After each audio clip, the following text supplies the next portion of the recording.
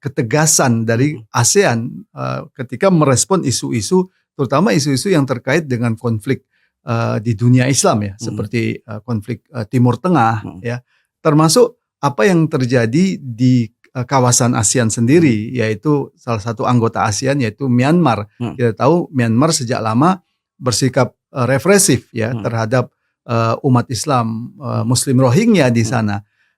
Karena itu kita melihat ya ASEAN empati dan kebijakan yang tegas. Empati mungkin ada ya, respon yang sifatnya simpati mungkin ada, tapi tidak ada kebijakan yang tegas terkait dengan terutama isu Palestina, isu konflik internasional, termasuk Myanmar. Sebutlah dalam kasus konflik Iran Amerika misalkan, ASEAN tidak memberikan ketegasan, keperpihakan ya. Paling tidak mengecam pelaku yang melakukan penyerangan, dalam hal ini adalah Amerika dan Israel. ASEAN hanya menyerukan penghentian perang ya, tanpa kemudian menegaskan pelaku kejahatannya itu siapa.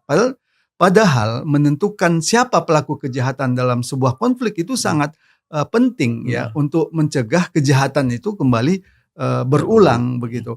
Tapi ini tidak dilakukan oleh ASEAN, termasuk dalam konflik Myanmar misalkan. ASEAN tidak melakukan kebijakan yang tegas ya untuk menghentikan kekejaman yang terjadi pada Muslim Rohingya di sana. Ya, kita tahu Filipina itu sebagai ketua ASEAN 2026 ya, yang aktif mendorong percepatan perundingan Code of Conduct Laut Cina Selatan di tengah meningkatnya rivalitas Amerika Serikat dengan Tiongkok. Bagaimana posisi negara-negara ASEAN termasuk Indonesia dan Malaysia, Bung, dalam menjaga keseimbangan antara kepentingan nasional, stabilitas kawasan, dan dinamika pengaruh kekuatan besar di Asia Pasifik ini, Bung?